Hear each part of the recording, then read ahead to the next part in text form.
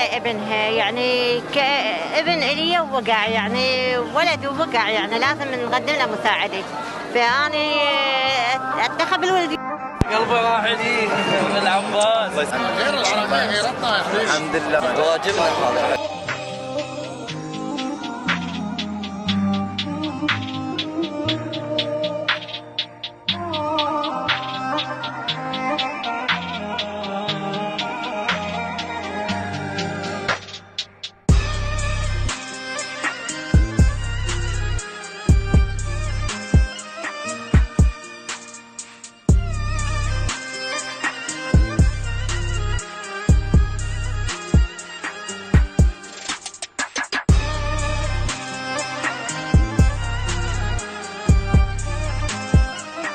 وصلت الصدمة لآخرها في عيون الناس، وكان لازم نتدخل بسرعة.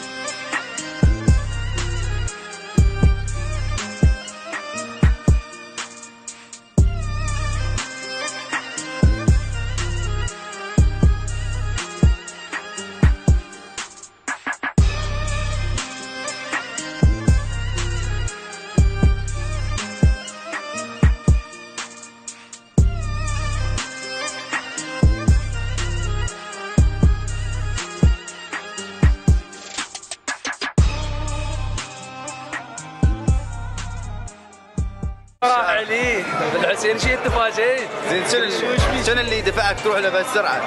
شفت وضعه مو طبيعي. قال مصارعتها يعني بعد هي الغيره تاخذك عليه. والله والنعم داخليه الكلمه. الله يخليك. والله والنعم. زين شنو اللي دفعك حتى تروح له بهالسرعه وشفتك يعني مستعجل؟ والله والنعم واجبنا هذا. غير العربية غيرتنا يا حبيبي. الحمد لله انه موجودين امثالكم هواي.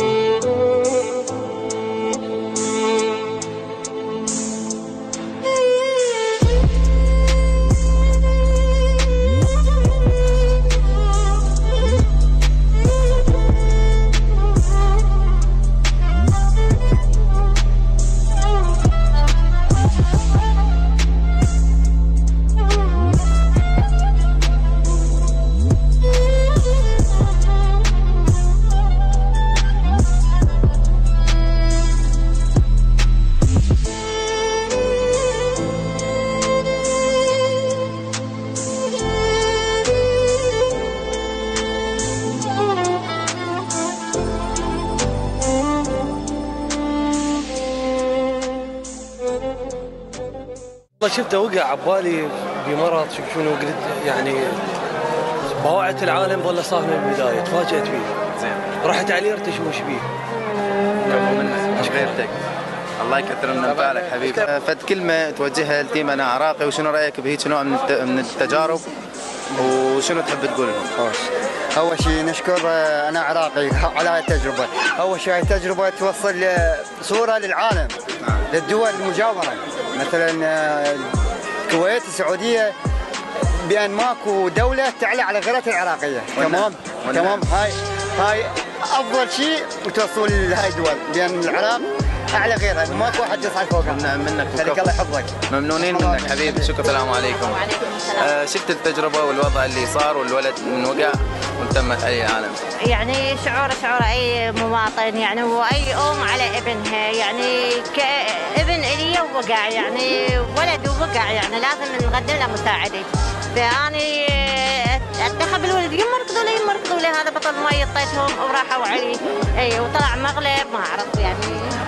الله يحفظك حجيه، الله يحفظك، فدوى لقلبك، الله يحفظك ويطول بعمرك، ممنونين منك.